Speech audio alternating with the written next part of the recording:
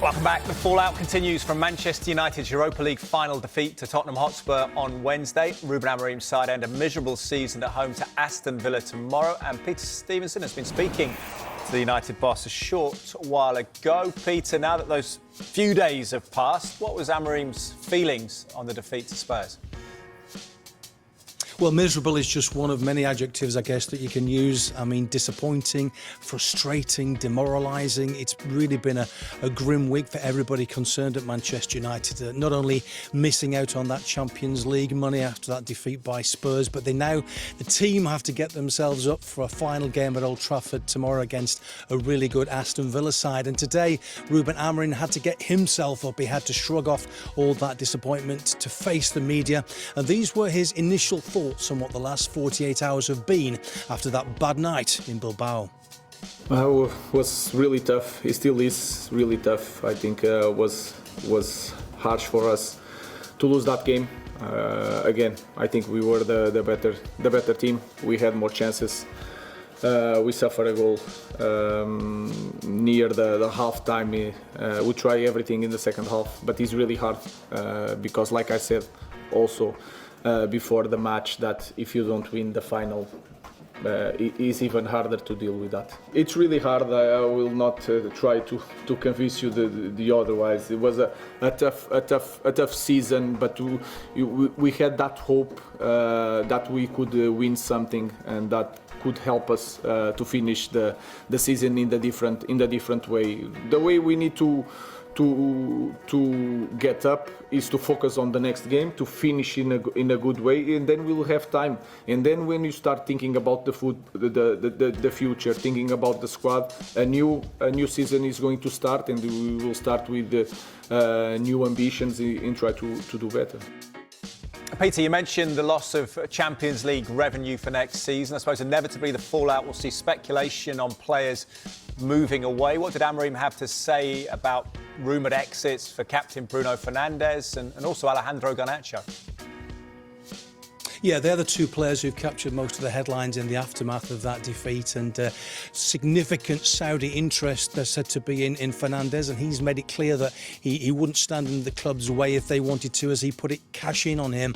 Garnacho and his family quick to go on social media after that final, with him only making a brief substitute appearance, and I guess that doesn't really endear to the boss either, does it? So those are two assets, if you like, that Manchester United might well be looking at if they are to build up a pot of money to try and get out into the market. But it's a really difficult job trying to balance who leaves, what sort of money they can raise, and who comes in. But as you say, Fernandes and Garnacho, the two players who were the focus of this particular answer. I always speak with my players, but the focus now is the last game. I don't know what is going to happen. We have a plan. We were prepared for both situations, with Champions League, without Champions League. We have an idea what type of squad we want, but now we have to focus on the game, because we still have the last game and we'll have time to address all that situations. And what about the future of the man himself, Peter? Been suggestions he could walk away. He suggested previously himself that if it didn't go his way, if he couldn't impact, he might do that. What did he have to say on that topic today? I've got to say, he seems hell-bent on rolling up his sleeves and actually trying to solve the great Manchester United puzzle. He came here early, we all know that. He would have preferred to come in and around about now, really, but he's had the benefit of 6 months.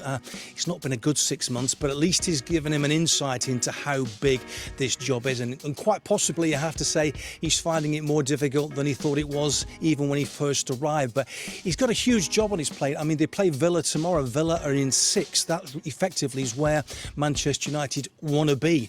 They're down in 16th. They could actually finish in 17th, just one above the black line. No European football for the first time since 1990. So United are in a bit of a state. But this is what Amorim had to say about his own future and his determination to put it right. No, it's not windows, and sometimes we don't know. Things can change fast, but to reach that kind of level that we need to be as a Manchester United is going to take time. But things I cannot say how many windows, how many years we need to reach that point, but we can improve. That is clear. These 6 months was really hard. A lot of changes, not just for me, for all the club. We did so many changes inside our club that sometimes it takes a lot of like 5 years or 3 years to change all the personnel and to change a lot of things. We changed coach in the middle of the season. The way they play, we changed. So was a really tough season. Now is that part that we need to enjoy and to focus on the future and to be positive, because we know what to do. I know how I want to play. That is clear. With all the mistakes that you guys can point to me, I know how I want to play, and that now is the excitement moment that we can change something. You famously said before you joined here that you would have preferred ultimately to join at the end of the season around this time. I'm just wondering, the past 6 months you were talking about the challenges there. Have you been able to understand the club better, understand the problems of the club, or is there a part of you that actually still kind of wishes the club maybe said, yeah, sure, come at the end of the season? In this moment, I'm really glad that I arrived 6 months before we start a new season. But I think we are going to avoid a lot of mistakes, and would be in the next season. So I think we now is the time that we can use all that suffering to change things in the summer. And when I say in the summer, it's not just the players. There's a lot of things that we need to change in our club. So we are doing that. We did that for 6 months. We changed in every aspect of our club. So I'm really glad in this moment. We suffer a lot, but I'm really glad that I arrived 6 months, because it's going to help me a lot in the next season.